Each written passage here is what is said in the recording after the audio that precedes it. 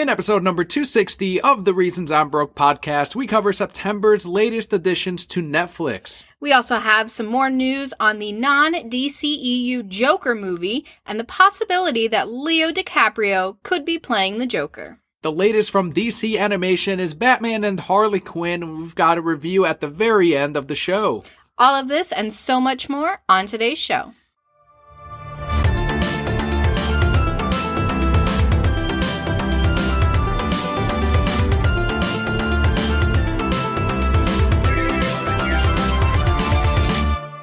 Hello and welcome to the Reasons I'm Broke podcast, bringing you the reasons we're broke every single week, ranging from comics, movies, TV, video games, and more. I'm Daniel. And I'm Kelly. For any brand new brokettes, welcome to the show. The way we format it is first we cover some news, we head on over to our Patreon shoutouts of the week, and then we go into a comic book review, or in this case, we do have a movie review, which we will leave at the very end of the show. In case you haven't seen the movie, you still have the chance to watch it and not miss out on the rest of the content. Before we jump into our news, though, we do have some world news, some state news. I know we've received several Twitter notifications asking us about this, and we are in preparation for Hurricane Irma. Wasn't it just last year that we did Hurricane Cast? Yes, Hurricane Matthew. That's who it was last year. Uh-huh. Hurricane Matthew. The state was in an uproar, and then it was just like a little wind and rain. That's true. And I've, in the over 10 years that I've lived in Florida, I have never experienced a hurricane, and I've never seen alligators. So I am convinced that Floridians have made all of this shit up since before I got here. There are no alligators here. There's tons of alligators here. There are no hurricanes There's here. lots of hurricanes. And I have also not seen any sinkholes happen, so those don't exist either. I've They're never seen a supposedly sinkhole thing. either, so that's fine. What else? My friend, before I moved down here, Tim, said that I'm going to have coconuts falling on my head every single day, that he imagined me to just live on the beach 24/7 and just drink out of coconuts. I've not seen a single coconut. And I've gone to the beach. You've seen coconuts. I've seen people selling coconuts. I've never actually just seen one up in a tree. No, but we've seen some on the ground. I swear we've seen coconuts on the ground. I think you guys have some kind of underground operation where you place coconuts in random places to make it seem more tropical. Okay. I'm going to go ahead and say it's Disney because only they have the power to do this. Do they not have the power to do this? I mean, they do, but I feel like Florida as a whole would have the power to do this. Case closed. Okay. Well, this hurricane is a little bit bigger than the other ones that we've seen. I am still not concerned. And you've been fighting it out with people on Facebook? Yeah. In person? Yeah, I've been posting. So where I work, I have a lot of people from out of state who work there. Mm-hmm. I've been a Floridian my whole life. My dad has lived in Florida, Central Florida area. Flow-grown? Flow-grown. Is that what we are? We're flow-grown? I see those stupid fucking decals all the time on that. Flow-grown. Whatever. I would never refer to myself as flow-grown. But I have lived in Florida, Central Florida, my whole life. My dad has lived in Central Florida his whole life. So we've been through a lot of hurricanes. The worst ones we had was 2004. I actually saw this great thing that says, only true Floridian kids remember 2004 when we were out of school for a month. I'm like, fuck yeah, I remember that. We had a month with no school because it was just hurricane, hurricane, hurricane. So at this point, I'm like, hurricanes. And then I start looking at the facts. So you actually look at the graphs? Yes. You look at the readings? Yes. You look at where it's projected to go, and you see every day it's shifting a little further east and a little less right through our state. But of course, everybody has to freak out. There's no gas left in the state. It's gone. There's no bottled water left in the state. Well, if I were the news stations, and I'm sure they're partnered up with businesses in the area too, I'd be also making out the worst of it and trying to, give a little bump to businesses in the area. And I got to be honest with you, even comic shops are, like at my local comic book shop, we're benefiting a little bit from it. Like, it's mainly hurting us because people are getting those essentials and not books. Mm-hmm. But some people that already got their essentials are like, all right, I'm going to need something to read. Right. And an iDevice or an iPad is not going to have power forever. So I'm going to buy some trades, and they'll buy trades, and they're like, yep, now I've got tons of reading in case the hurricane lasts for a few days. And I'm like, there you go, man. Awesome. We'll see you after the hurricane. Oh, yeah, it's going to be terrible. Buy some more. It's going to be without power for months. I'm going to show off my little trade paperback collection during this so-called hurricane, and probably tag Comixology on it, because without power, Comixology is useless. completely useless. Completely. So what is the latest update on the actual hurricane in Florida? What are we going to feel compared to last year's hurricane cast? It will be stronger than last year's hurricane. That's already been decided. Unless last year's rainstorm? Right, There's no hurricanes here. Last year's rainstorm. We didn't even lose power last year. I think maybe we lost it for an hour or two, but not any significant time. The latest on this hurricane is it is shifting east, which means it'll be off the coast. Okay. But it's still supposed to go through Miami. So me saying that we don't have anything to worry about this hurricane, I'm talking about where we are. Central Florida. The layout of Florida, if you look at it, this hurricane has to go through a lot of land to get to us. And it slows down a lot when it hits land. And that's what people don't realize. They look at the hurricane and they say, it's the size of Ohio. It's bigger than all of Florida. Well, yeah, but those 185-mile-an-hour winds are in like 2 miles in the middle of it. The outer bands are going to hit us. And that's not, granted, the whole hurricane's Category 5, but it's not like the whole state of Florida is getting Category 5 winds. And that's what nobody seems to realize. It's not the exact amount of power evenly distributed throughout the whole hurricane. Exactly. Think of it as a funnel. It's going to be stronger near the center. And they don't see that, though. They're just like, it's the size of the whole state. The whole thing.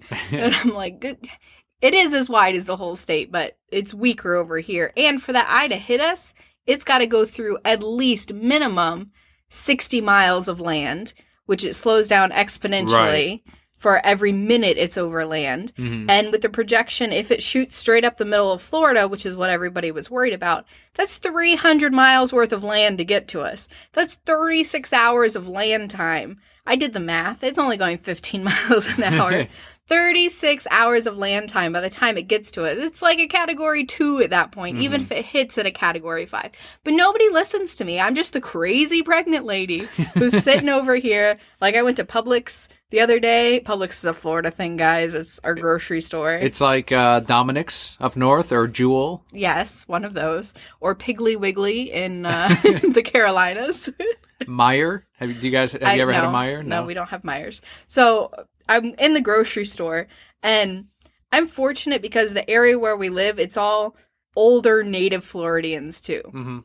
So granted, there was no bottled water or bread, but there was a shit ton of everything else. There was like Gatorade everywhere. I got a bunch of tortillas. There was pita bread. Nobody wanted pita bread. Thankfully. I got my pita bread. You did.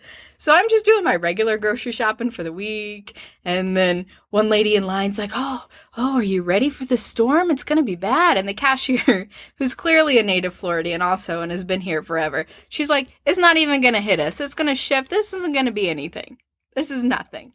And then I'm like, yeah, right? This isn't good. And she's like, oh. And she's got like toilet paper in her thing. And I'm like, I got enough toilet paper till next week. We'll survive. Yeah, even some of my friends are freaking out about it because we always meet up for UFC night. By the time this episode airs out publicly now on Patreon, it will have come and gone, the UFC event. And this Saturday happens to be our meetup for the month to go and watch these fights. And a couple of them are, I don't know, I think Ale House is going to close. And now I have a bet going with at Cuban Slim Bobby that if this ale house closes because of the hurricane, then I buy him 2 rounds next time for UFC 216. But if it doesn't close and it's open regular, then he buys me a round. So this is going to be another month of free drinks that I'm going to get after like the previous UFC one, because the McGregor one doesn't count. It's not a UFC event. And I'm excited for my free beer because it's going to happen. We will not eat crow whatsoever at all. Not you're going to hear us brag next week about this little hurricane. Although we do appreciate the concern, the thank you, the watch out guys. You guys need help. That is all awesome. It's amazing. I love the outreach, but I think everyone should relax a little bit. It's going to be okay. And I understand the need to freak out, but my dad and I have had plenty of conversations about this. And few things people don't realize, again, we're in Central Florida. It's got to go through a lot of land, like we just discussed. The second thing is we've been hit with a lot of hurricanes. The way our homes are built and structured are for hurricanes. There are different building codes in Florida than a lot of other places because that's what we do. We get hurricanes. Like, we understand that we're just this like little dingle bits out there. Like, America's dick, right. Exactly. Here we are, hurricanes. We're ready for you. So the way homes are built are very different, especially after Hurricane Andrew, which was 92, I think, is when we got hit with the last really hard one, Hurricane Andrew. I was talking to somebody who's from the Miami Homestead area, and she says, you don't understand. We're the most well-prepared place in the world because we understand that this is a possibility. And it's been, it's happened several times. So, yeah, you don't have to worry about that either. My dad is Mr. Preparedness, so he's got his generator back-wired into the house. So, we got ceiling fans and... So his house is the Batcave, basically. Essentially. It's a very just illegal contingencies. Batcave. And I think I spoke about this the last hurricane. He's not supposed to backwire that shit into the house. He could blow the power for the whole street. Well, fuck the man. And Dad just hooks it up in there, and he's like, whatever. We got our refrigerator, we got our stove and our microwave. We're good. I just had that image when you were calling Florida a dinglebit, especially when it's named after, either way it works, but like Hurricane Irma, like that giant funnel or this giant hole, and then Florida just fucking it right in the middle and just breaking it apart. That's the image I got in of Florida withstand. That's how they're going to withstand. And when it's a male name, then it's a little asshole, and it's just right in penetrating right in there. That's all she needs. That's why she's so angry. My favorite part about all of this, though, and yes, there are a lot of people on my Facebook freaking out, but there are an equal number of native Floridians who are just making up shitty events to go see Irma. One of them is everyone get together and hit Irma with your chancla, put her back in her place. There's everyone turn your fans towards the coast and just blow Irma away. There's other people saying, use your magic or scream like Goku to blow Irma away. And I'm like, Floridians, is this what we're doing now? We're as prepared as can be. Yeah. Now you post the goofy shit. I'm preparing at work as well, like you are too. We don't know what it's going to be like this week or weekend, if we're going to be closing. So all of that is up in the air. I don't like insecurity. I don't like that there isn't a plan already, but it'll come and we'll know as we get closer to, fucking Irma or whatever Florida ends up doing. Right. Or, if Florida completely misses.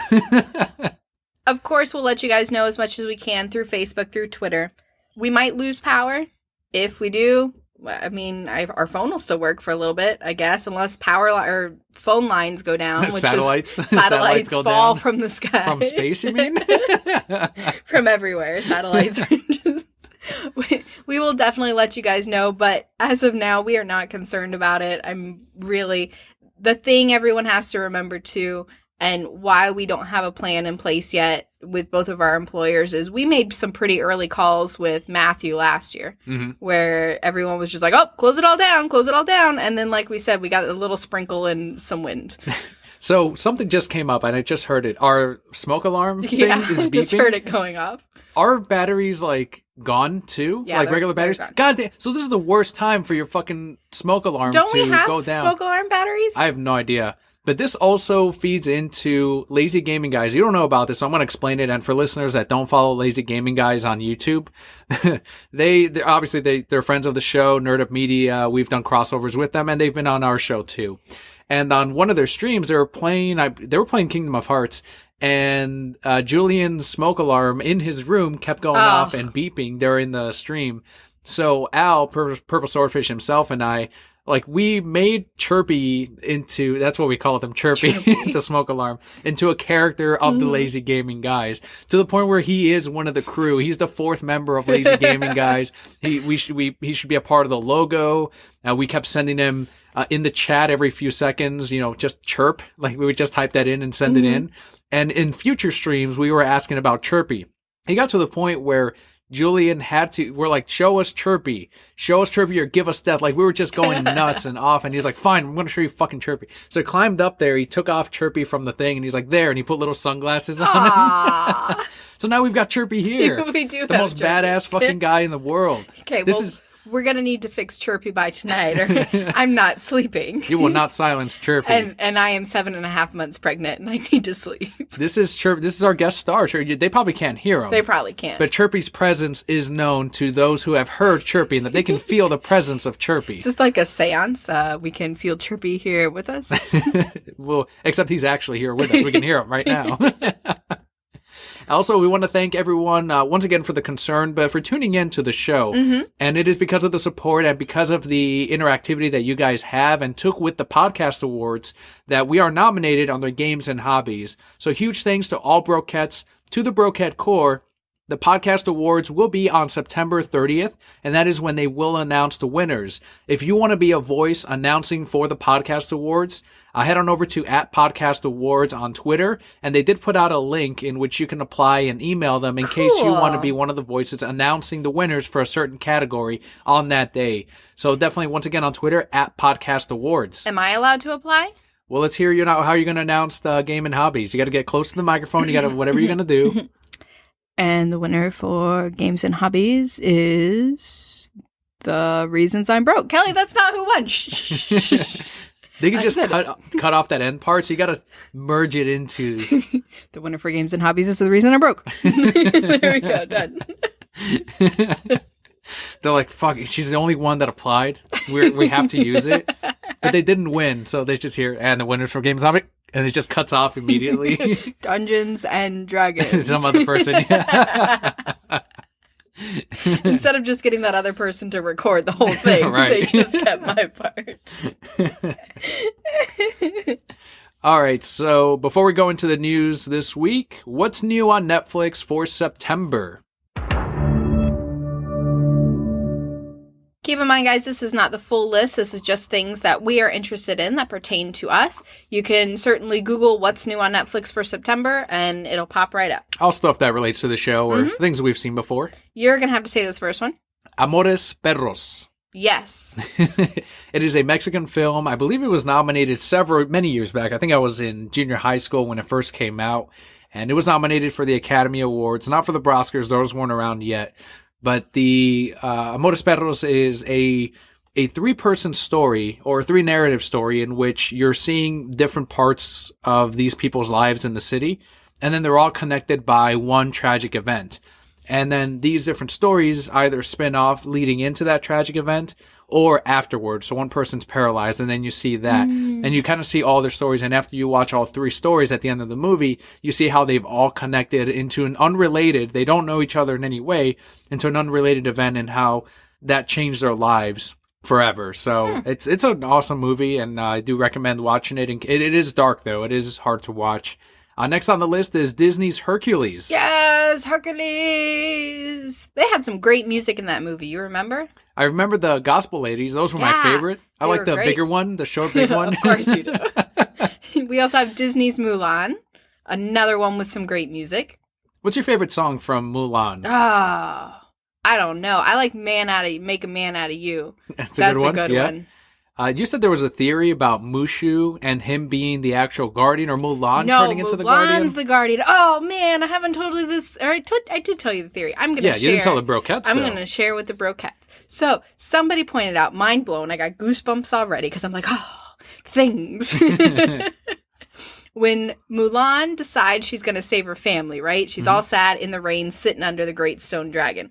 And then she goes into the house, and she's getting all the things. Spoilers if nobody's seen Mulan. And cutting her hair and taking her father's armor and all this stuff. While she's doing all that, of course, there's a big storm and lightning flashes. And every time the lightning flashes, you see an image of a dragon somewhere in the frame? In the frame. Somewhere in the frame, there's an image of a dragon while she's doing all this stuff. And then, of course, the next day, Mushu goes to wake the Great Stone Dragon and can't wake him up. So the theory is Mulan becomes the Great Stone Dragon, like spiritually or whatever, because the Great Stone Dragon is supposed to save the family, and Mulan's going to save the family, and that's why you see the dragon all throughout her transformation. Oh, my God. And it's not Mushu for sure, right? No, it's not Mushu. Not his shadow or anything, right? Okay. We'll have to look it up. I'll show you. But it's an image of a dragon. So the one I remember on her sword, there's the face of a dragon. So when she cuts her hair or when she pulls out the sword, you see the face of the dragon. And her face is actually reflected next to it. Okay, that makes sense. You see on her dad's, like the paper screens. Yeah. When she's going into his room to take his stuff, there's a dragon painted on that. So it is metaphorically, she is the dragon that protects it. That's really cool. Family. Like, that is viable. It's not even like one of those weird fan theories that's like, well, I can sort of... No, that pretty much is pretty blatant on that was their intention, even if it was symbolic, and she's not going to like die and become a spiritual dragon or whatever. Like she made herself that role. Like she took the power into her own hands and did it herself, and that's pretty amazing. Mushu helped, and so did the cricket, but she did a bulk of it. Mushu and the cricket were there, but I just love that it's taken us so many years to figure this out. So good on us. One of my favorite lines that you do is when he's standing on top of the rock. I don't know his name, but you always give that line. I'm Yao, king of the rock, and there's nothing you sissies can do about it. I love that movie so much. The second one, not so much, but the first one's good. Continuing on the Netflix list, Gangs of New York. Daniel Day-Lewis practiced for weeks on tapping. Oh, when he was like all greasy and gross? Yeah, that's the movie I was watching. On tapping his glass eye with a knife, just so that he wouldn't blink and he wouldn't flinch or anything like that. So in the scene, you see him and he taps it, and it's obviously, he's a method actor. So he got, pneumonia. He got pneumonia. And he refused to see doctors because he wanted to use it as part of the role. So that you see him like real green. Pneumonia's terrible. But he's an artist, Kelly. He's an actor. Out of his mind. These method actors, Heath Ledger, Christian Bale. I've already told you, if I ever get pneumonia again, that's it. I'm done. And I didn't even have full pneumonia. I just had walking pneumonia. Oh, no. But you fought it. And Leonardo Dicaprio starred in that. A lot of Leo this week. We also have Jaws 1 through 3. I only remember the first one, and I only remember being scared. Did you? Okay, so it's been several years since I've seen the first one. We should watch it. It is amazing. I was like a baby. It is incredible. We should watch it. No, but I'm scared of sharks. It's not scary, though, when you watch it as an adult. But there's a head that falls out of a boat. Yeah, but it doesn't really look like a head. I'm scared already.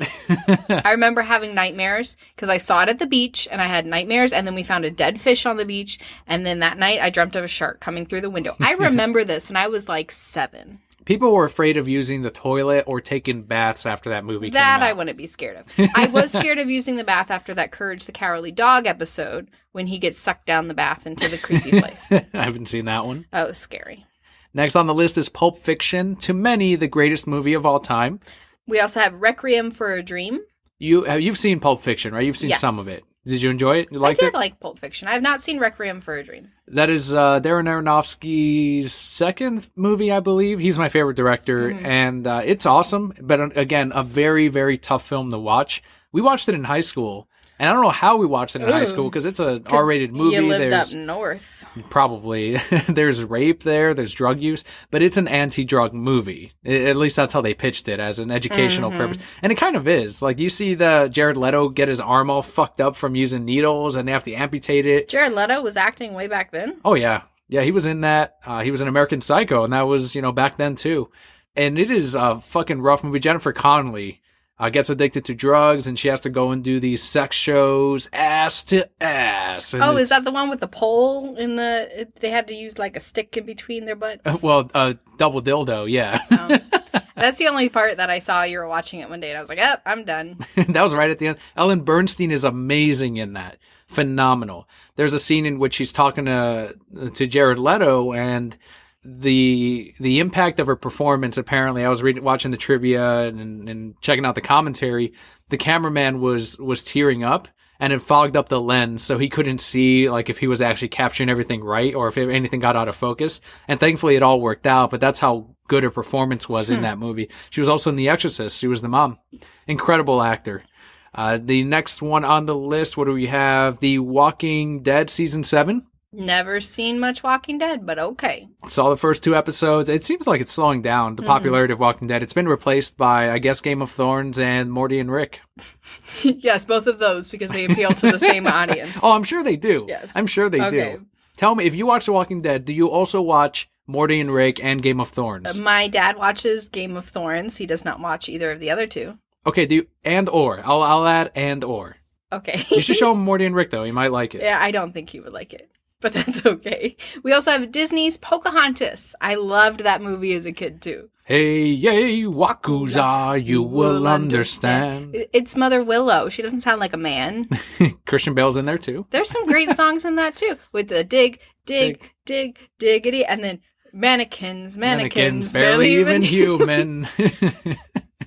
And to paint with all the colors of the wind. Ugh, what happened to these songs? Who did Christian Bale play? That pussy Jonathan or whatever the fuck? Yes. Or what was his name? Bailey? No. Was it Jonathan? No, because it was John Smith. Yeah, John Smith. And who was this fucking pussy I don't friend? even, if you hadn't have asked me, I could have told you. All I know is he had a floppy hat and some red hair. And he ended up killing Cocoam.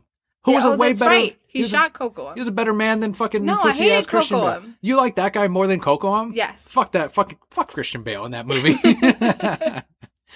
Wasn't it Thomas? Was that his name? Thomas was his name. Fucking Thomas. That piece of shit. I loved Radcliffe with he was just big and a flappy belly. Looking for that non-gold. Yeah, he just wanted gold. And the little pug. Yes. Aww. And Miko was the raccoon and Flit was I watched that movie so much when I was younger. I loved it. I was real mad because I wanted to be Pocahontas, so I told my mom to buy me a Pocahontas outfit, and she did, but it had like Pocahontas's face on a little thing right in the middle of it, you know? Like a little jewel? Yes, you know all the Disney dresses. Yeah. They all have little jewels of the Disney princess faces. So this one had Pocahontas on it. And I'm like, this can't be her dress because it's got her face on it. And her outfit didn't have her face on it. I was they don't pissed. Self-trademark. The princesses don't do that. That's crazy. I You had was to be real mad mad as a kid, too. I was mad. I still wore it all the time. Also joining Netflix, the greatest of the Disney animated feature, Beauty and the Beast. We love that movie. We also have Jerry Before Seinfeld, which is an original Netflix stand-up. This is why Netflix is in the hole, because they're paying Jerry Seinfeld to do original content. That is the most expensive comedian in the fucking world. Jerry Seinfeld. Holy fuck. But it's also why people continue to subscribe to Netflix, because they're getting original content like this. The Louis C.K. special. I think Chris Rock had one. Chappelle. And now Jerry fucking Seinfeld. Like, that is probably the pinnacle of your original content with comedians. And you got Seinfeld. I can't wait to watch it. You can't wait to watch it. We're almost done with the final season of Seinfeld. And I would say effectively you're a fan too.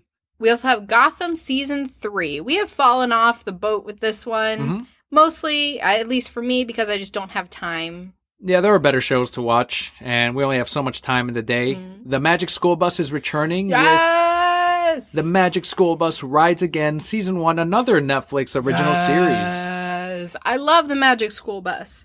I tried to look up a trailer to this new series. I could not find anything. I could not find the screenshot. I don't know what this is going to be. Is it going to be a screenshot? Is it still Mrs. Frizzle there, or is it going to be like a new? It is still Mrs. Frizzle, but it's a different art style. I'm okay with that. That's fine. Let's see. I'm going to Google this right now for you so you can see the new Mrs. Frizzle. Do they have the original kids in the same Magic School Bus? Like, is it the same cast? I don't know. I didn't look that deep into it. So they sexied her up, I guess. Hell yeah, this is 2017. I thought it was the opposite. Like, Mrs. Frizzle did not look like that when I was a kid. And nope, that's what she looked like when you were a kid. That's right. Yeah, like kind of wacky looking, not really. And now she looks more like Amy Adams. She does look like Amy Adams. It does look kind of like the same group of kids behind her. Also looks like what's Pam from The Office a little bit. A little bit. If she were animated. Yeah, like a mix between them. I'm excited. Did you watch Magic School Bus when you were a kid? Oh, absolutely. Ugh, I loved it. And I was just thinking the other day, like, I wish they would bring back Bill Nye for Leo and Magic School Bus so that he could grow up with those kind of things too. But I loved the Magic School Bus. I used to have books of the Magic School Bus. Like, they got baked in a cake one day, and they had to go inside what's-his-name's body one day.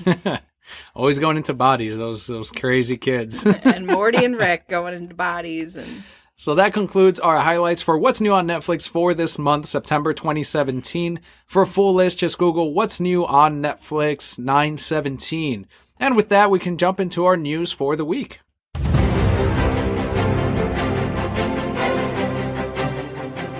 We're going to start off with some things that will actually be leaving Netflix. Disney chairman Bob Iger has announced that Disney's Marvel and Star Wars film properties will not have a streaming contract renewal with Netflix. These will instead be on Disney's proprietary streaming app. Quote here from Mr. Iger during a question and answer session, who said, quote, "We've now decided we will put the Marvel and Star Wars movies on this app as well," end quote. We knew it was going to happen. Question is whether the Marvel Netflix television shows are going to continue on Netflix. I would assume so, but I don't know what kind of contract deal they made with Disney on those. According to Variety, Disney will also be producing original content for its native app. Again, we assumed as much. Is it enough for us to buy into it? I don't know if I'm going to buy into it. I'm more interested in Warner Brothers' app than I am in Disney's. I got to see what else they're going to give me. I got to see what my price point is. I got to see a lot of different things. We have a child coming into the world, Danny. For you to be able to just click on Disney Kids and say, here you go. You mispronounced Batman the Animated Series on Warner Brothers' DC Comics app. Also. How'd you mess up all that? Both of those things. It's just going to be Warner Brothers and Netflix. That's all we're going to get at the beginning because, I mean, what are we going to watch for the Disney movies? We have the ones we like on Blu-ray. He can put in the disc. I figured it out. You trust your child to put in a Blu-ray disc? Yes, I do. With Blu-ray, I do. Not with DVD. You asked me that with Batman the Animated Series, but Blu-rays are resilient as fuck.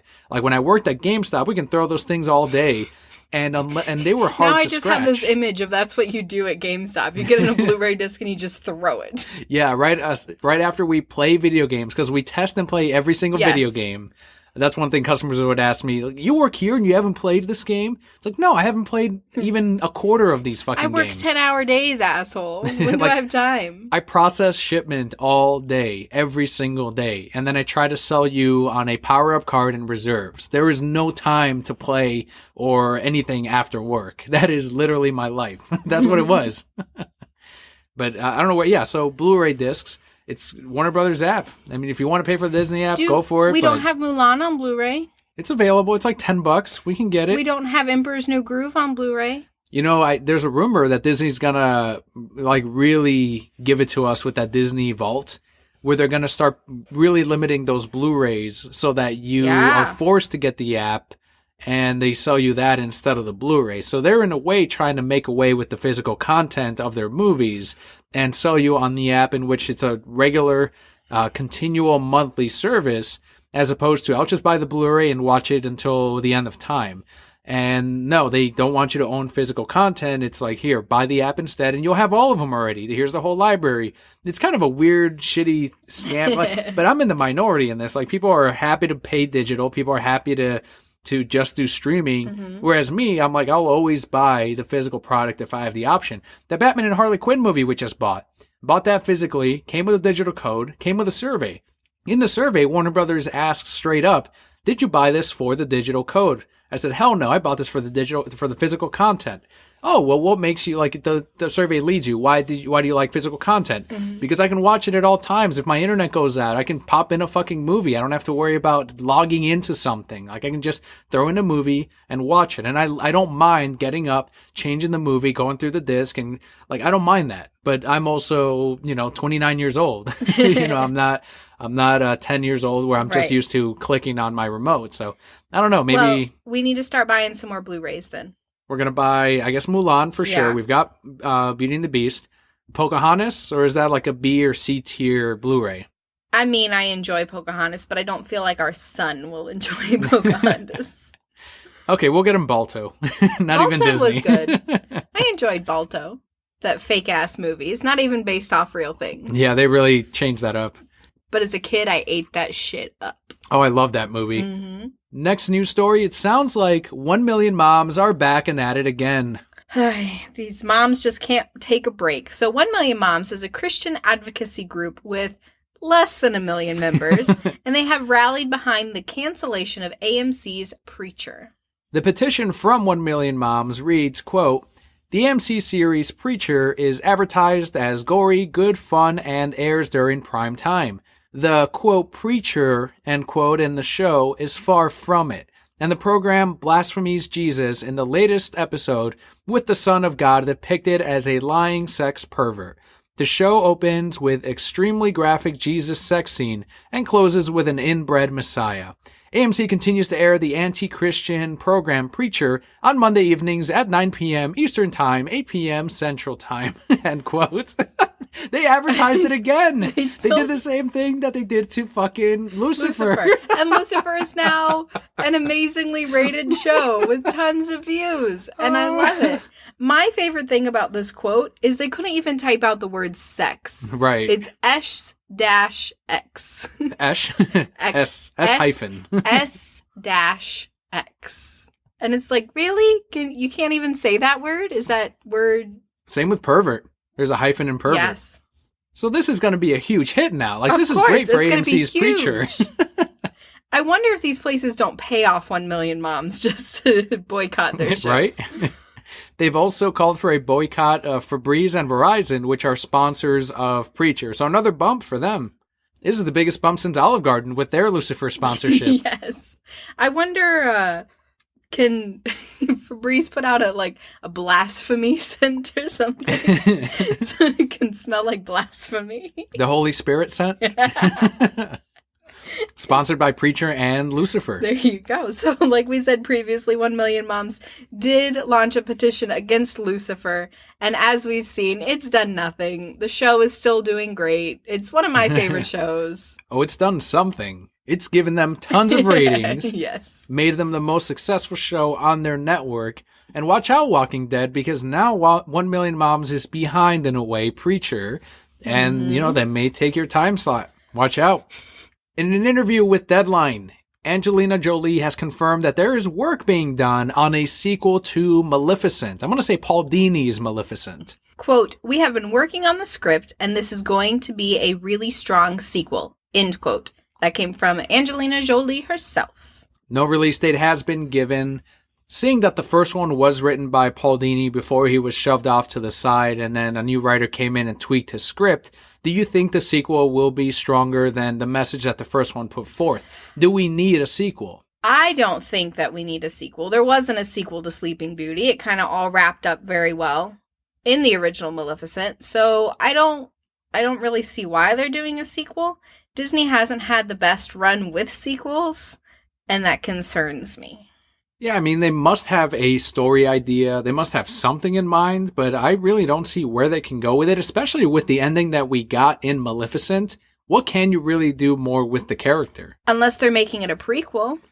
I don't know if it'll be a prequel either. Maybe she'll meet a man or a woman. I don't know. I don't know what can you really do about it.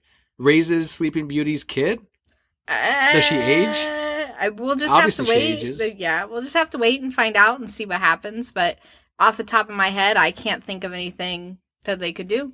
Continuing on the future of Disney live-action movies, while Pirates of the Caribbean Dead Men Tell No Tales did well overseas, the fate of the series rests on home video returns, according to producer Jerry Bruckheimer. Quote, "Well, I hope we can continue to make it, but we've been having so much fun just promoting this one right now that we'll just have to wait and see. Hopefully it's very successful on DVD, as the others have been. Then hopefully we'll sit down to see where we go." End quote. I smell a whole lot of bullshit here, Kelly. I smell a whole lot of bullshit, too.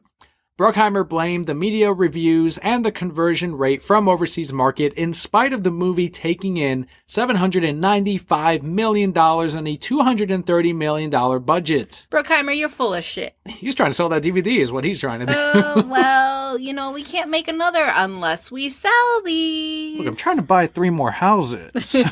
And so those DVDs better come in. Better buy that shit. You want to see more pirates? You better buy that Blu-ray.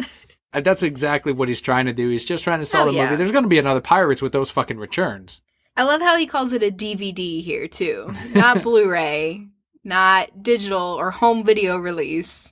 Hey, maybe there's something... The DVD sales. Maybe there's something he knows that we don't. Maybe that's actually a majority of the market. Maybe we're still in an era where more people own DVD players than Blu-ray players. That's impossible.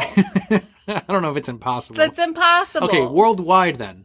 I mean, we're looking at worldwide sales. There's definitely more DVDs. Maybe worldwide. I wish they still made VHSs. I miss VHS. I don't. I don't like rewinding. You didn't like sniffing the cartridge? I never sniffed the cartridge. You never sniffed a VHS cartridge? No, I never did that shit. What does that smell like? I don't know. I don't remember. Plastic.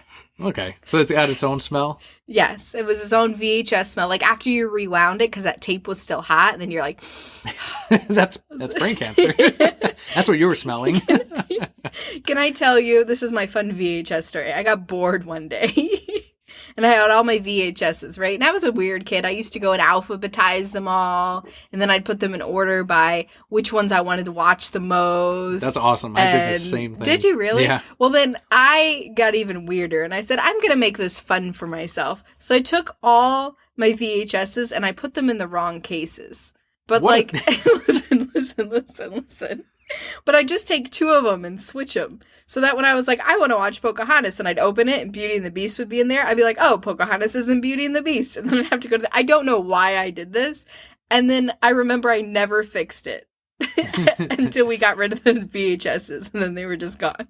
It's probably like a puzzle thing in your mind I where guess. you're like solving something. I do enjoy puzzles, but it was stupid because I just wasted time. So next news item here.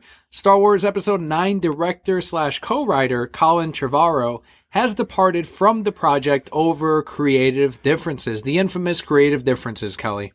This will be the 3rd time a director has left or has been let go from a Star Wars film since Disney's purchase. Filming was set to begin on January 2018. If this were a DC movie, you'd see 18 million articles about how the DC universe is in trouble. Warner Brothers doesn't know what they're doing. Actually, they call it DC. DC doesn't know what they're doing. But because it's Disney, everything's okay. Everything's fine. We're just going to find somebody else. Good riddance. We would see budget issues coming from this. They're out of money. And will Ben Affleck be leaving Star Wars? It would still be Ben Affleck. Will he be leaving Star Wars? He's done with Star Wars. His brother said he doesn't even want to do this anymore. Because his brother said it. Don't listen to what he said personally himself or his agents. Listen to everyone else around him and all the bloggers. Yeah. They're the ones who have the inside his brother's source. Who's been estranged for years, yes. But this movie is set to release May 24th, 2019. Yeah, they're in trouble, Kelly. I don't know about Star Wars. I don't know. They better sell it back to Fox. Sell it back to 20th Century Fox, get rid of it. Or just stop. Just stop. Just don't do them Why anymore. do they keep Why rebooting? do they keep doing it? They need to stop. Here's some news on a movie that is coming out this year, though. According to Star Wars The Last Jedi's director Rian Johnson, the mystery behind who Snoke is will not be answered in Episode 8. Quote, we got the whole story of Palpatine's rise to power in the prequels, but in the original film, he's exactly what he needs to be, which is just the Emperor. This comes from Johnson talking to Empire. Quote, the Emperor is a dark force, the scary thing behind the thing. That was entirely how I approached Snoke. I wasn't interested in explaining where he came from or telling his history, except where it serves this story. End quote. The Last Jedi is set to release on December 15th. This is interesting. So, a lot of people want to know who Snoke is, but he is right. In the original trilogy, they didn't really they left you with more questions than answers in many cases. Like, if there weren't prequels, you would not know who the Emperor is. You would just know that he's just this evil guy that ends up being struck down or thrown down at the very end of the final movie. But you don't really know how he got there, how powerful he really is, what can he do? Has he ever wielded a lightsaber? How many midichlorians does he have? And you don't really know any of this. Who wants to know how many midichlorians Ask he has? any Star Wars fan. I'm sure there's a chart. All of them? Ask anyone. I'm sure there are charts on where, obviously, Vader's at the very top of the midichlorian count, and then you got to have Palpatine just underneath him, and so on. So they want to know who Snoke is. But if they want to make it like the original trilogy, we'll never find out who Snoke truly is. No. So it's like Why do we need to know? Because the fans want to know. Do I need to know how many midichlorians he has, too? I want to know. I definitely want to know. I love midichlorians. They're the best. Best addition to Star Wars. How many midichlorians do I have? 0. And that's the thing. But I'm a Palpa-Kelly. Oh, the Palpa. You have more than Vader. Oh, you have more than the greatest. Have all the midichlorians. That's right. You lend them to everyone else. Yeah, okay, that's what I do. Why do I lend them to evil people? Because it's funny sometimes. See what they do with it and how they fuck up. That's what I was gonna say. So yeah, it's one of those weird things because they lose if they tell you who he is. They lose if they don't tell you who he is. But whatever lends itself best to the story, guys. Just be happy with it. Be happy we're getting more Star Wars in general. And according to you guys, that it's not, thankfully, in Lucas's hands anymore. So, there you go. And it's not in Joey Whedon's hands. Oh, thank goodness. I'd rather it be in Lucas's hands than Joe Whedon's. That's the last person you want to give it. We need I'd rather write Star Wars. 40 more Jar Jar Binks before Joey Whedon shows up. I'll put Tommy Wiseau ahead of ahead of Joe Whedon. He would be great. He would be amazing. I have a lightsaber, huh? You're tearing me apart, Vader. I want to see him direct Justice League. Oh, no. What would happen in that one? What was one of the lines in the trailers? I'm trying to think of the most... You dress like a bat. How funny, Batman. Darkseid tricked me and I am the fool. Why, Darkseid? Why? Is that when he's coming at him? Which character would he play? Would he be Aquaman then? He could be Aquaman, actually. That'd be perfect. He's coming at him with his trident. Ha! But on this news story, because it is Star Wars, and because we have very dedicated fans involved, not everyone can be happy. And because of that, we have this week's Nerd Rage Reaction! For those of you who don't know what this is, it is a quote from the internets of someone just unhappy with life, unhappy with all the things that we get. And they put it out there, and we find it hilarious. We're not going to tell you who it is. You're welcome to look it up if you want to. But they're just being silly. The Nerd Rage Reaction this week reads, quote, "The thing I hate about these new films is the character names. I was looking at the toys in the prequels and original trilogy. Everybody had full names. Now it's Finn, Rey, Paige, Rose, no last names. And I get that they want Rey and Finn's names and their origins to be a mystery, but I feel like whatever answer they present is going to be a giant letdown, and it would be easier to just give us the answers to most of that from the start." End quote. Yeah, just give him the answers. Just give him the answers. Just no surprises in the movies. You know why he wants last names? Because Why? he's got to write his fan fiction. Oh, that's true. And how do you That's write right. fan fiction without last names? Because that's how all good fan fiction should start, is with first and last names of characters.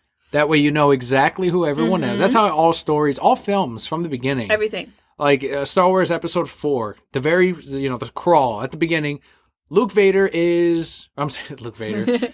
Darth Vader is Luke Skywalker's father, and then the rest of the story. Yes. Like, give us that from the Well, beginning. you would have to say Darth Vader is Anakin Skywalker, who is Luke Skywalker and Leia of Palpador, or whatever where she was from.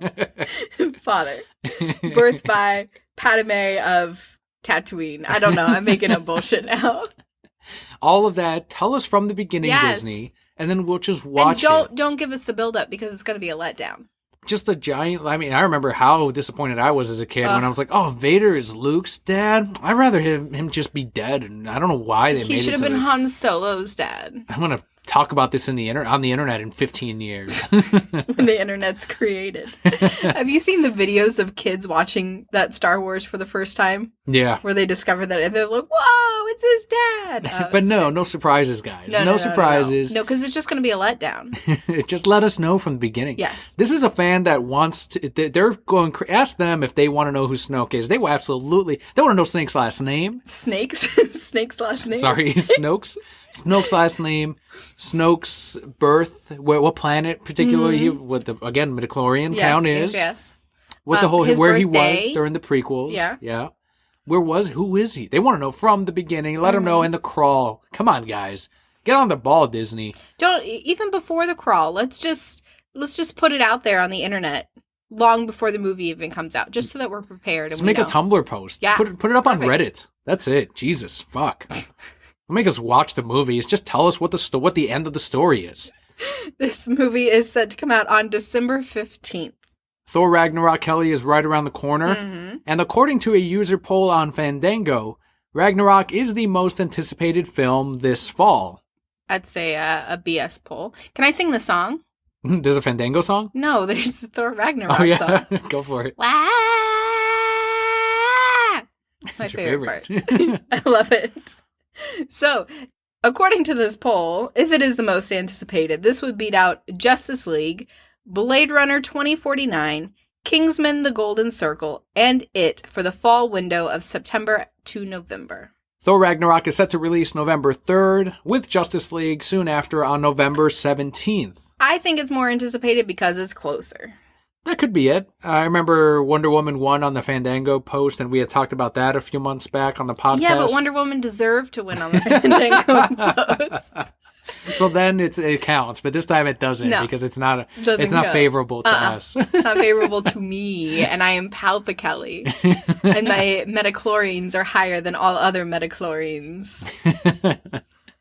Yeah, I don't know. It's obviously we're looking forward to Justice League. It's a team up movie. We're probably going to get a glimpse of Darkseid. We're going to see Aquaman be fucking amazing in it. And we're going to see fucking Batman and then the return of Superman. Obviously, Superman's going to return. And Tommy Wiseau. And Tommy Wiseau. All of that is greater than Thor fighting Hulk. I want Tommy Wiseau to be Superman. I'm back from the dead, huh? With the long hair? Yeah, that would match. It'd be perfect. It would match the mullet. But he still needs to be real skinny. Yes. Yes, he does.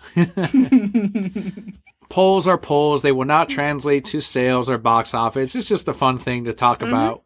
The final bit of news. According to The Hollywood Reporter, Leonardo DiCaprio is being lined up to star in the solo Joker film. Producer Martin Scorsese and DiCaprio have a long working Hollywood relationship, including The Wolf of Wall Street, Shutter Island, and The Departed. All excellent films. Shutter Island's one of my favorite films. I love it. And Scorsese is your favorite director when he actually directs. Yes, when he actually directs. He's like the diet Guillermo del Toro. Oh, I love Guillermo. Showed you the trailer to Love Water or Love Above Water? Love is Water? Love in Water? Love in Water? Yes, it looks great. I can't wait. I thought it was going to be spooky, but now it doesn't look No, it's a love story with it looks like a mute character and Dougie Jones. Yes, I love Doug Jones. Reportedly, Warner Brothers wants an A-lister for this non-DCEU Joker film. Hey, if you can afford him. What do you think about Leonardo DiCaprio as an actor and as the Joker, based on what they're going to go with this, which was going to take place in the 80s? I like him as an actor. I think if you're going to go this route, then you should definitely go with Joker as a gangster, maybe his origin story, or like something where he's being a gangster, because Leo's very good at playing a gangster. Yeah, I guess so. He can be. But this isn't going to be your typical gangster. This is going to be the Joker as, a twisted gangster or whatever they end up doing. The Killing Joke. I still think it's going to be the Killing Joke. And as we said before, Leonardo DiCaprio has been getting stronger and stronger and stronger as an actor in the last, 15 years. And he's an incredible actor. He finally won his Oscar. So it is an A-lister. It is a strong actor and someone that's going to bring something I don't think we've ever seen before to the role of the Joker. My favorite thing before Leo won his Oscar was people saying years from now they're going to make a film about Leo never winning an Oscar, and that actor was going to win an Oscar for the role. But like you said, he is becoming a stronger actor. And there was even debate for a long time before he won his Oscar that there were a lot of roles that he should have won it for. So until we see this come out, I have high hopes for it. If they do go the Leonardo DiCaprio route, I'm sure there are some people who go, why'd they pick him? He's not like the Joker at all.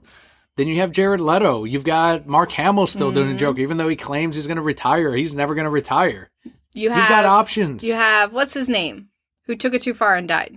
Heath Ledger? Heath Ledger, who you all said couldn't be the Joker either. That's and now true. You think he's the greatest Joker of all time. The rumor of Leonardo DiCaprio is not... the kickback has not been strong at all. So I think people are generally either okay with it, excited for it, or more in the we'll wait and see type of mood. It's not like the Ben Affleck thing. It's not like the Heath Ledger casting. Like this is, everyone's like, oh, okay, fine. Fine. This will do. And then it'll come out and maybe it'll be amazing and maybe it won't be. But again, it doesn't count in the DCEU. It's fine.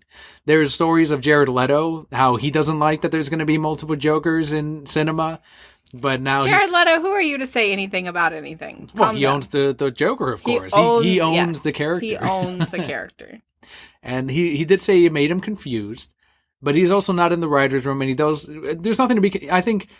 If he doesn't understand that this is not in canon with what he's doing, that this shouldn't matter. I can see why it's a threat in a way to him, because obviously they're going to compare the performances. If Leonardo's performance ends up being better received than Jared Leto's in Suicide Squad, people are going to say, make him the new Joker in the movies. I don't know how. But that's not going to happen. And it's not going to happen unless Dr. Manhattan is involved and we pull a DC Rebirth, but it's not going to happen. And, he can look at his contract. You know what? If anything, Warner Brothers, Jared Leto's agent has to soften up on Warner Brothers now if there is a contract renegotiation for Suicide Squad 2. Because they're like, well, hold on a second. There's another actor playing the Joker somewhere? Well, maybe you're not worth quite as much. I want this all to just be bullshit that they're spouting to get Jared Leto to stop being such a baby. Save some money where you can, Warner Brothers. I'm excited we're going to see the Joker Of course. solo film, and hopefully Leonardo DiCaprio does an amazing job, especially with Scorsese behind it as producer. But with that, it does wrap up our news for the week. A bit stronger week than last week and a lot of things going on. Mm-hmm. But we can move into our Patreon shoutouts.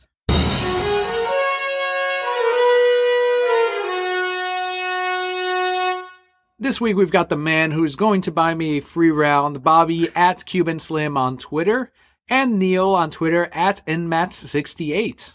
Most recently, Bobby went to Gen Con, which is a convention for board gaming, something he's really big into. Absolutely. He got to see some of the latest games that are going to be hitting your local gaming or comic book shop. And he got to play those ahead of time. So if you have any questions about board gaming or you are big on board gaming, definitely follow Bobby at Cuban Slim. And Neil also participated in some silly thing you had on the Twitter where you were answering questions. El Danimal Yimbe. It was a Q&A, and he was the sole participant. And a huge thanks to Neil for... So I think nobody knew about this because I live with you and I did not know that this was a thing. Do you know who El Mayimbe is? No. He used to work for Latino Review, and he put up, they do these fake articles on Latino Review, like, oh, I got this scoop that Ben Affleck is actually going to be playing Harley Quinn in the Suicide Squad movie. Okay. And then they'll run with that, and they'll get, and if they're wrong about it, no one remembers, but if they're right about something, they remember the hits. Mm-hmm. So he was one of the contributors there. He's now on Heroic Hollywood. But he puts out every now and again on Periscope, which links up with Twitter now, a live Q&A in which he's like, hey guys, Ed Mayimbe here, and I'm here to answer some questions. Okay, so what do you guys got? Okay, if you guys want to hear a scoop, give me some hearts. Give me some hearts on there. Okay, perfect. And they'll hit like the heart button and you can see the hearts go. It's just like Facebook's. Mm-hmm. And he's like, okay, so I've got a scoop that we are going to see not one, but 2 Green Lanterns in Justice League. You can take that to the bank. And like they'll ask him questions and it'll just go, Defender Season 2, I don't know yet. Ask me next week. I'm going to find out. Venom, there might be more than one Venom. I don't know. We'll find out. I'm going to ask me next week. I'll tell you. Venom's really a woman. Like he's clearly half making shit up as he goes. And I did like a fake little El Danimal Yimbe where people could ask me fake questions, and I put on this half tied tie thing, sunglasses, and had my little selfie stick. But there were no questions. So I'm like, well, I got to end this thing. This is embarrassing. Nobody knew about it. I direct messaged a couple people just to get it rolling. Did you direct message your wife? You were working. You would not have been able to participate. I would have texted you. Oh, you would not have been on Twitter at work. No, I wouldn't have been on Twitter. I would have been texting you. I cannot see the text when I'm on Twitter live. Like it actually only shows questions that are on Twitter. Well, that's dumb. Well, it's never going to be done again. El Danimal Yimbe is dead. Not the Twitter live stuff. That's going to continue. But yeah, we're not doing that anymore. we should Twitter live the hurricane coverage. I do, definitely, absolutely. I want to sit next to that fucking window as it's like banging and shit. Absolutely, we will definitely do that. But huge thanks to Neil, bless his heart, for being there for the what will never be done again. And and also he's been retweeting a lot of great Star Wars tweets that do involve like Luke Skywalker.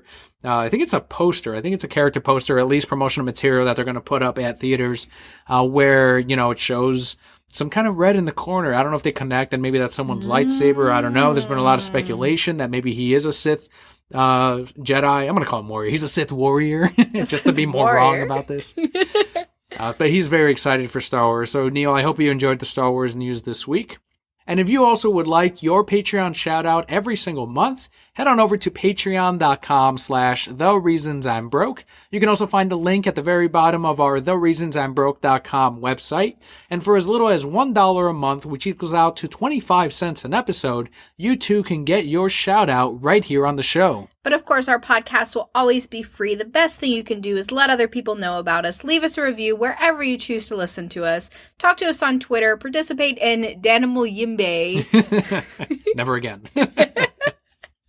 But reach out to us. Let us know what you liked about the show, what you'd want to see more of. If you have any questions for us, we're always happy to answer them on the show if you send them our way. A huge thanks to decalavenue.com as well for the help at the $5 decal reward tier. And don't forget also, Brokettes, you get special early access to the podcast. As soon as I'm done editing, I throw it up on Patreon, and it comes with its own custom RSS link that you only have to put once in your favorite podcatcher, whether it's iTunes or Pocket Cast, Stitcher, whatever it is. You throw that special exclusive link up. And then when you do, as soon as I upload the podcast, it gets automatically downloaded to your favorite podcatcher ahead of Sunday's release. So that's another incentive for as little as $1 a month, whatever level you do back us at. As long as it's at least the minimum, which is again $1, you can get the Patreon shout outs and the podcast a few days early sometimes. But that does wrap it up for our news and everything else this week. We are going to move into our movie review of Batman and Harley Quinn. If you haven't seen this yet and don't want it spoiled for yourself, this is where you can sign off. Otherwise, we have lots of great things to say about this movie. We just need you to help us find Ivy. That's all. We'll handle the rest. No problem. Oh my God, stop the car! No. But it's him! Who? That guy! So before we head into the review of Batman and Harley Quinn, this last week was 25 years of Batman the Animated Series. Mm-hmm. That was the anniversary of Harley Quinn is coming up soon, but of 25 years of Batman the Animated Series, the greatest Batman anything of all time. And it wouldn't be the Reasons I'm Broke podcast, especially if you've heard this for many years, without us talking about Batman the Animated Series and the 25 long years of this amazing show. We've talked about Batman the Animated Series before? Oh, I think once. Just once or twice? Okay. I don't think we've mentioned Kevin Conrad as Batman. Right, and Marv Gamble? Yeah, I think that's what it is. Who played the Joker? Yeah, and then he was Obi-Wan Kenobi in Star Wars. And then you had Bruce Tom, who co-created Harley Quinn. Uh-huh. And then Peter Devin did the Heart of Ice episode. Yes. That all sounds right. Our favorite Batman everything of all time. Mm-hmm. I've got Batman the Animated Series tattooed on me. You've got a Batman the Animated Series Batman symbol on you. And it hasn't expanded. It's on my hip, and it still looks kind of normal. Because it's fucking Batman. Because he's like, He's like, fuck your pregnancy. People will know who I am. I was like, oh, okay, Batman. So what has, very briefly, because this is a celebration of the animated series, and that's what this movie, I think, more than anything, trademarked. It was more important for it to be a love letter to Batman the Animated Series than it was to actually be a strong individual animated movie, and we'll go into that with the review. But how has the animated series shaped your appreciation for not just Batman, but for the DC universe and as a whole? It was probably my first major experience with the DC universe. And of course, it was something that you and I could both share very early on in our relationship. And then for us to journey into it farther than that. So, okay, we have this, Batman the Animated Series. We love it. It's great. We love the character. Now let's really dive into the comics. Now let's dive into the movies. Now let's dive into the rest of everything else that's out there. So it was really kind of the gate, the portal into damnation of our obsession. Of the reasons we're broke. Of the reasons we're broke. But, it's also the creation of Harley Quinn, which is one of my favorite DC characters. I liked Harley Quinn before it was cool. Okay, you're all welcome. So really, without the animated series, I don't think that we would be this in love with DC as we are. Because even when we read the comic books, we read Batman in Batman's voice. Kevin Conroy's voice. Same with the Joker, same with Harley Quinn, same with the Riddler, Mad Hatter, Man-Bat, every single Ra's al Ghul, all the characters that we heard in the animated series, and even the spin-offs with the Timverse, all of that counts, and that is what's forever ingrained in our brains as what the characters sound and should act like. And when they write them differently, I'm like, that's not what Batman says. Exactly. Or All-Star Batman's a huge culprit of that, where I'm like, yeah, that's not my Batman, but okay, we'll continue reading this. Yeah, for me, it is everything you said. I mean, it is the bar for everything comic books, not just Batman or DC, but everything comic books and even storytelling, that all these other movies and things that we do enjoy, comics, television, that have to reach that bar of quality to, for us to consider it a good thing or for us to enjoy it. And there's a lot that it's set in our minds for the future of these characters, for the future of the DC universe, for Batman himself, who is to me, it's the biggest comics character. Yeah, I know it's Superman, but it's Batman, it's especially for our generation, it is Batman. And if you're going to say that you don't like Batman, you're lying to yourself, because you do like Batman. Everyone loves Batman. Everyone loves Batman. And the animated series, it celebrated everything that is Batman. It took the comics, it took Neil Adams' work for Ra's al Ghul and adapted it into animated format and made it amazing. Like, there's so much awesomeness in that show that you see in the comics, again, with Harley Quinn, with Roxy Rocket, these characters that came out of the animated universe that you still see today. One of the biggest properties is Harley Quinn, which, again, was just a one-off character in the animated series that Paul Dini couldn't let go, and he kept saying, can we please put Harley in this episode? And Bruce was like, fuck, fine, Jesus Christ. And so it continued and spiraled from there. And now that's Bruce Timm's paycheck. Exactly right. Like, even though he's like, I don't really know how popular she is. Fuck you, Bruce Timm. you get that paycheck every month. So it is such a huge help to fans of DC, the DC universe, the future of DC Comics. And that's all, a lot of it's thanks to the animated series. And even Batman Beyond, who a lot of people love and they want to see on the big screen, that's because of the animated series. Again, all these things spun off from that original show that has now hit its 25 years. And huge congratulations to everyone involved in the animated series. There's so many people, obviously the voice actors, Arlene Sorkin, Kevin Conroy, Mark Hamill, the writers like Paul Dini, Bruce Timm, Dwayne McDuffie worked on Justice League Unlimited, the great Alan Burnett, who just recently retired, along with Andrea Romano, another Andrea, no, very well-earned retirement for anyone that ever does decide to, but I have a feeling that the voice actors are going to continue for as long as they'll allow them to. And this is also a call out to DC animation, that Arlene Sorkin has not retired the role of Harley Quinn. She said before that she just wasn't approached to voice the character anymore. So get Arlene Sorkin back. I don't care how old you think she sounds for the character. You have a fucking studio. Make it work. I need to give a shout out to Ephraim Zimbalist Jr., the late Ephraim Zimbalist Jr., voice of Alfred, who will forever be my Alfred. The perfect Alfred. And was also in The Nanny, right? Or was it Golden Girls? No, he was in The Nanny. Okay. He was in one episode of The Nanny. He played one of her suitors or something. Of course he did. Because it's Alfred. So, huge celebration, again, to the animated series. As we go into Batman and Harley Quinn, which was directed by Sam Liu, who directed 14 episodes of Green Lantern, the animated series, as well as Batman the Killing Joke.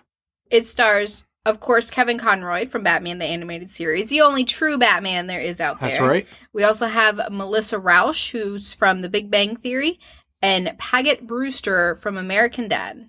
Yeah, I'm not too familiar with that name. I don't know if it's Paget or Paget. Probably Paget Brewster. American Dad, not the original Poison Ivy, unfortunately. Currently, Batman and Harley Quinn holds a 57% on Rotten Tomatoes. Because people don't know what they're talking about. We're going to rate this movie on story, acting/directing, and special effects to give it a 5-something review. What is it, Kelly?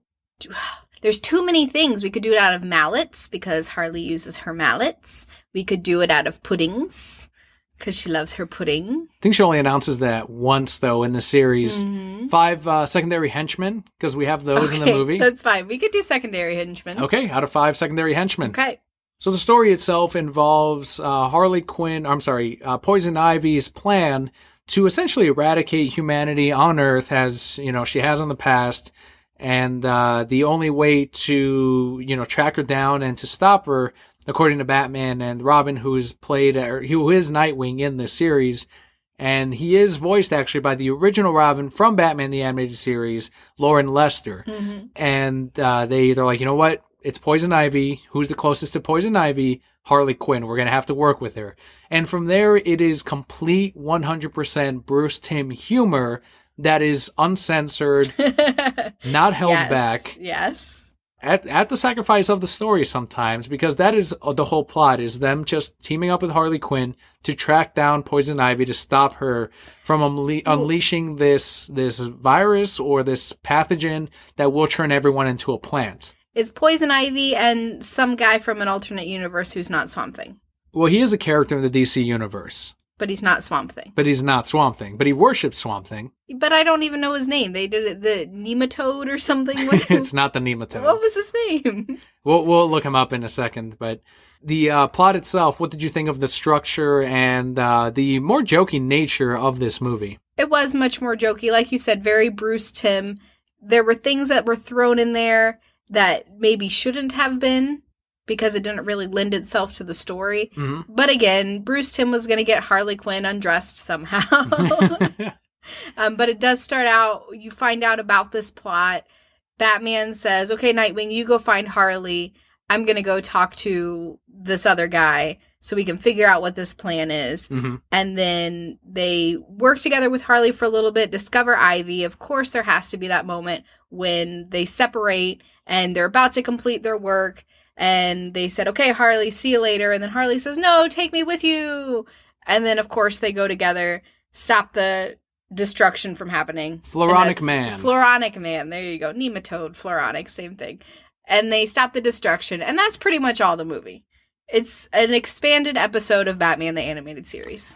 Essentially, definitely aimed at our generation that grew up with Batman the Animated Series episode of Batman the Animated Series, something that he could probably publish in comic form, but not air back then, 25 years ago. Not something for children. Absolutely not. And there are some changes, or there are some plot points in here that are a little bit weaker, I think, as an animated movie. So one of the things is it does drag on a little bit in some portions, like when there's still the search for where Poison Ivy will be next is not as smooth and is not as well thought out as, you know, a regular formatted episode. Like if this weren't, what was it, an hour and a half-ish, it probably could have been condensed to a 40-minute episode, which then would have made for probably a better paced story. But I'm glad that because they wanted to fit in all these different references to the animated series, that they expanded it to get these different adventures, like the trip to the bar where all these second-rate villains or the henchmen are going to be. And there's where you, as a viewer of the animated series, are like, holy shit, I recognize, you know, Mr. Freeze's henchmen from the new Batman Adventures. I recognize Two-Face twins that were in that first episode of after he became Two-Face.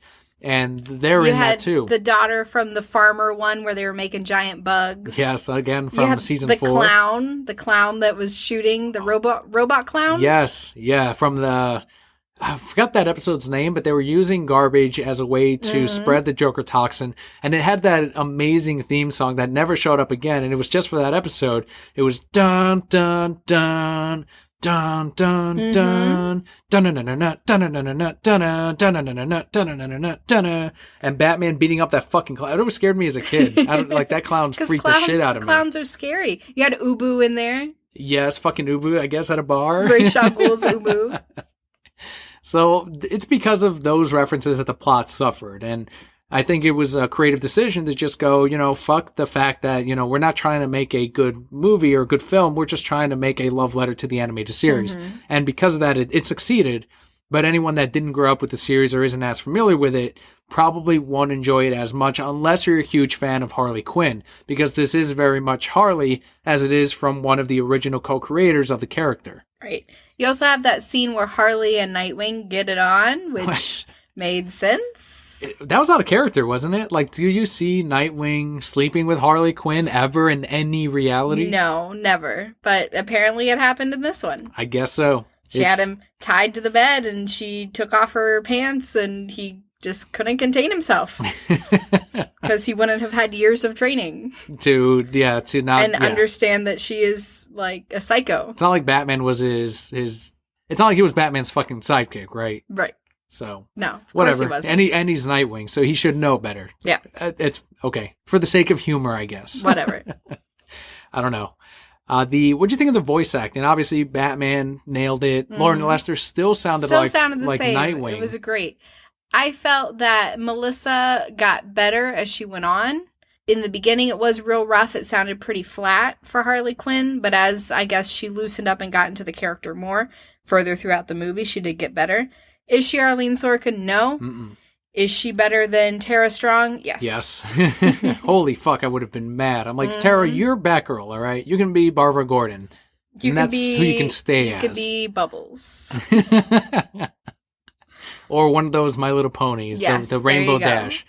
But not Harley Quinn, please. So yeah, it definitely, I don't know if it grew on us over time or, as you said, she got better at it. And I think she did, because near the end of the movie, she's more animated as a character and as Harley Quinn, and more the character that we recognize, whereas at the beginning, you said it, she was very flat as Harley Quinn I feel and like as Harleen. At the beginning, she may not have understood the character as well, so she was kind of trying to be a badass rather than really understand that the character is a badass, but she does it by being this flamboyant, out-of-the-box, crazy person. Mm-hmm. Poison Ivy herself did an okay job. She didn't have a whole lot of lines. Didn't sound like the animated series Poison Ivy, but it didn't take me out from the movie either. The Floronic Man was amazing. He's done every voice under the sun. Every voice ever. Well, we were listening to it, and I was like, who is he? We know him. And we started looking him up afterwards, and the most memorable one, I guess, for us is Trigon from Teen Titans, but he has done over almost 500 different voices for different things. He was also in the Timverse, right? Like, he played a couple of small roles in, like, Justice League. Yes. There was something where he played Jon Stewart, John Jones. He's done a bunch of different characters. So, yes, he was really cool. We got to see Swamp Thing in it. Yeah, amazing. And this is all spoilers, of course. Yes. So, Swamp Thing was great for the 5 seconds he showed up, and he's like, don't do this shit. And then, like, he went away. Again, I joke, like, everything in this movie is a punchline. And it's not at the expense of the animated series, but it is with the fans in mind. And that's why I think it is a successful tribute to BTAS. The final thing, we have special effects that we normally cover in movies, but I guess I would go with animation in this case. It was beautiful. It looked just like the animated series. Yeah, the character designs were straight out of the animated series. It wasn't as smooth as those episodes. I'm guessing the budget is much smaller for animation these days. So in some spots it did look rough. But if you've seen Bruce Timm's work countless of times, you see the storyboarding that was straight by Bruce Timm. Like, all of these things, the director said, I almost didn't have to do anything because of the way that Bruce Timm did the story. He also did the storyboards, and I was just like, okay, it's pretty much done. Let's animate it. Pretty much. My favorite part, though, is when, like, the opening scene where you see those opening credits and it looks just like Batman the Animated Series. Like, they colored it on black paper like they used to, and they called it a day. The background, if they didn't, they fucking fooled us, because the background looked amazing. And not the animated series from season 4, but 1 through 3. Right. Where it was that darker palette, and it looked absolutely gorgeous. In the Blu-ray disc, if you flip over the background of that insert, or in our case, the Steelbook, you can see the backgrounds that they created for Batman and Harley Quinn. And it is, once again, that Art Deco style from BTAS. And it reflects beautifully on Blu-ray when you're watching it. It looks gorgeous, and it just makes it that much of a bigger crime that the animated series has still not been converted to Blu-ray. I don't care if it's done like Mask of the Phantasm, where they actually clean it up and it looks nice, or if they just convert it to where I have a more reliable disc and not DVD. It has to get done, because assholes like me and most of our listeners will buy it. A lot of our listeners are fans of the animated series because they love Batman. And why do you love Batman? Because you watch the animated series. Like, that's what this age range, that's what the show hit, is all this age range of people who, even if you were already in college or working or married or you had kids when the animated series came out, it still came out and you were like, holy fuck, this is not just a cartoon. This is what? Batman the Animated Series? This is a way of life. It is. That is Batman. And the fact that we got more from that universe, even if it is a little one-off story, even if it is a very light revisit to that universe, it is more of that content. And we laughed. We loved it. We reminisced in the older references to the show. And because of that, absolutely 100% worth it. 4.5. Henchman, I got excited. I got to rate this as a movie. I cannot let Batman the Animated Series. I cannot rate it like Papa Kelly. I gotta, because that's why you're here. That's why I'm here. For the true rating. Okay, I'm 2 out of 5 henchmen. I'm As a calling movie, Bruce Timm. As a movie. I'm calling Bruce Timm. As a Batman the Animated Series fan, 5 fucking batarangs, 5 fucking Bruce Timm heads, 5 fucking the Sewer King.